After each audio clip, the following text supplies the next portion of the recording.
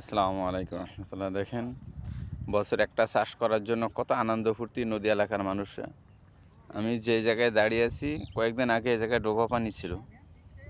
হ্যাঁ, এই জায়গায় ডোবা পানি ছিল কয়েকদিন আগেও। এখন এই জায়গায় শুকিয়ে গেছে।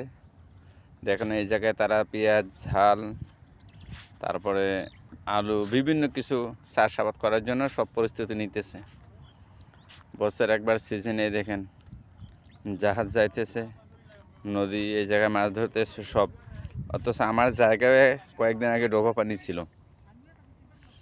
নদী এলাকার মানুষ বছরে একবার চাষাবাদ করার জন্য সেবই আমি যা দেখতেছি আনন্দ ফুর্তি, এক একজন এক একটা চাষ করে, আবাদ করে, ফসল তোলে। আলহামদুলিল্লাহ, মনে অনেক আনন্দ ফুর্তি। যাই হোক, আল্লাহ তাআলা তাদেরকে সফলতা দান করুক।